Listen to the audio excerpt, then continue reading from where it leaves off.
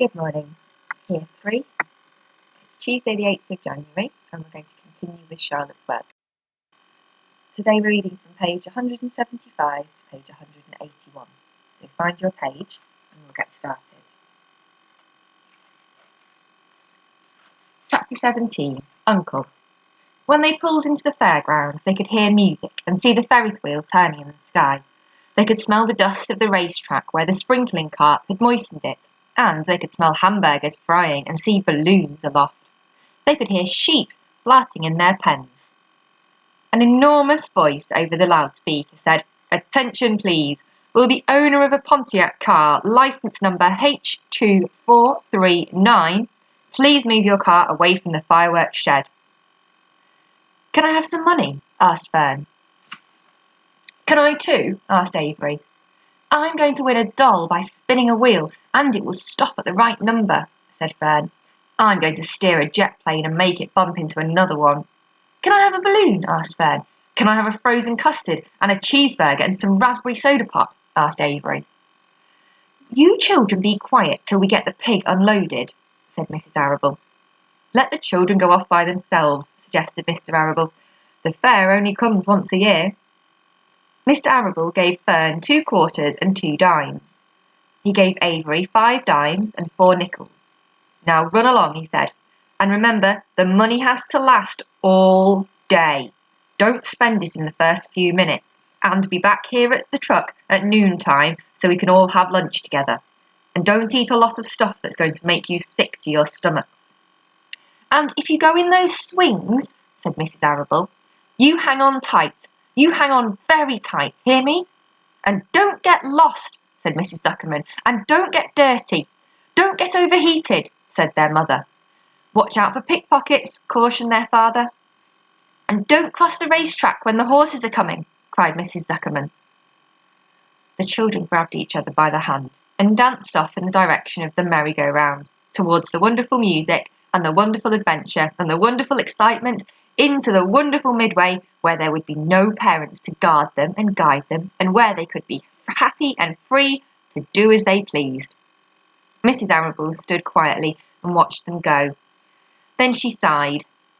Then she blew her nose. "Do you really think it's all right?" she asked. "Well, they've got to grow up sometime," said Mr. Arable, "and a fair is a good place to start, I guess."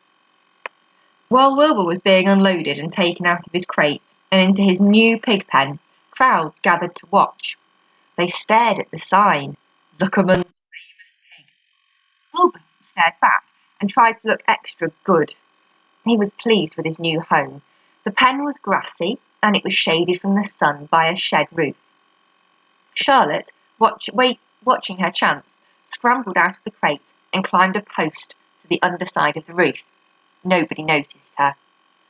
Templeton, not wishing to come out in broad daylight, stayed quietly under the straw at the bottom of the crate.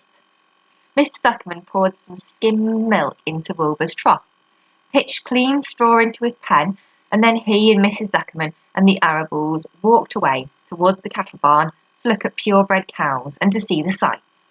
Mr. Zuckerman particularly wanted to look at tractors. Mrs. Zuckerman wanted to see a deep freeze. Lurvy wandered off by himself, hoping to meet friends and have some fun on the midway. As soon as the people were gone, Charlotte spoke to Wilbur. "It's a good thing you can't see what I see," she said. "What do you see?" asked Wilbur. "There's a pig in the next pen, and he's enormous. I'm afraid he's much bigger than you are." "Maybe he's older than I am. He's had more time to grow," suggested Wilbur. Tears began to come to his eyes. "I'll drop down and have a closer look," Charlotte said. Then she crawled along a beam till she was directly over the next pen. She let herself down on a drag line until she hung in the air just in front of the big pig's snout. "May I have your name?" she asked politely. The pig stared at her. "No name," he said in a big, hearty voice. "Just call me Uncle." "Very well, Uncle," replied Charlotte. "What is the date of your birth? Are you a spring pig?" Sure, I'm a spring pig, replied Uncle. What did you think I was? A spring chicken? Ha ha, that's a good one, hey, sister? Mildly funny, said Charlotte. I've heard funnier ones, though. Glad to have met you, and now I must be going.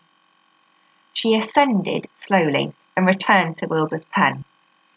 He claims he's a spring pig, reported Charlotte, and perhaps he is.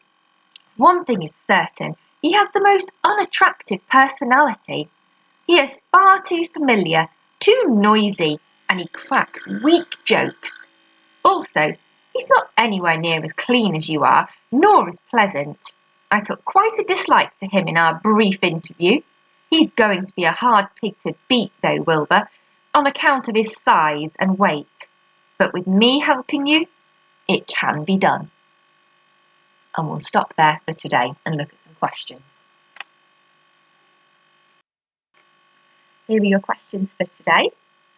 Have a look and record the responses in your book and send them back to us. Looking forward to hearing your answers.